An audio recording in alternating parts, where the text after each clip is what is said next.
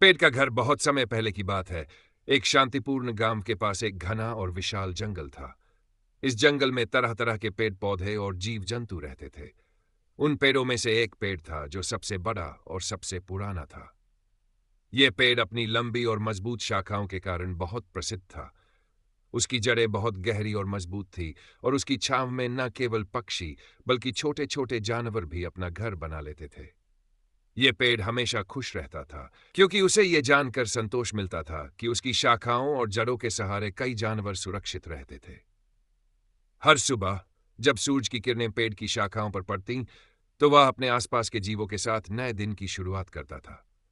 पेड़ की शाखाओं में पक्षी अपने घोंसले बनाते, खरगोश उसकी जड़ों में बिल बनाकर रहते और बंदर उसकी ऊंची शाखाओं पर कूदते फांदते रहते। एक दिन पेड़ ने महसूस किया कि वह सिर्फ एक पेड़ नहीं है, बल्कि वह इस जंगल का एक महत्वपूर्ण हिस्सा है।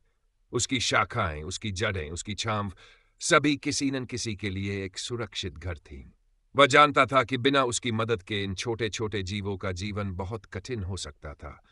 उसे यह एहसास हुआ कि उसका जीवन उन सभी के लिए उपयोगी है जो उसके पास रहते हैं।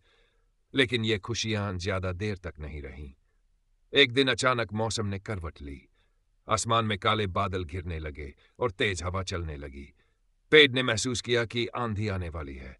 जल्द ही हवा बहुत तेज हो गई और आंधी ने जंगल को अपनी चपेट में लेना शुरू कर दिया।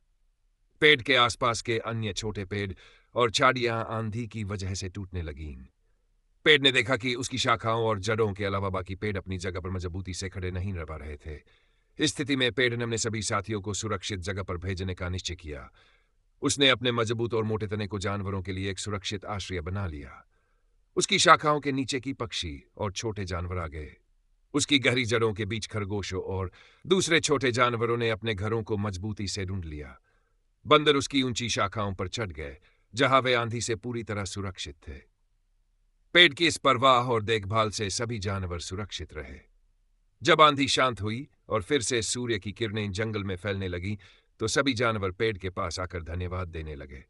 एक शेर जो जंगल का राजा था, पेड़ के पास आया और बोला, तुमने हम सभी की रक्षा की। पेड़, तुम्हारी वजह से हम सब आज सुरक्षित हैं।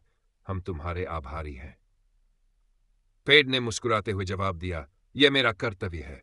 जब तक मेरी शाखाएं और जड़ें मजबूत है, मैं हमेशा आपकी रक्षा करूंगा। लेकिन याद रखो, हमें एक दूसरे का साथ हमेशा देना चाहिए। एक अकेला पेड़ जंगल नहीं बना सकता और एक अकेला जीव भी अपनी पूरी शक्ति से अकेले नहीं खड़ा रह सकता। जब हम एक दूसरे के साथ होते हैं, तो हम मुश्किल समय का सामना आसानी से कर सकते हैं। उस दिन के बाद से सभी जानवर पेड़ की महानता को समझ गए और उसकी मदद करने का वादा किया।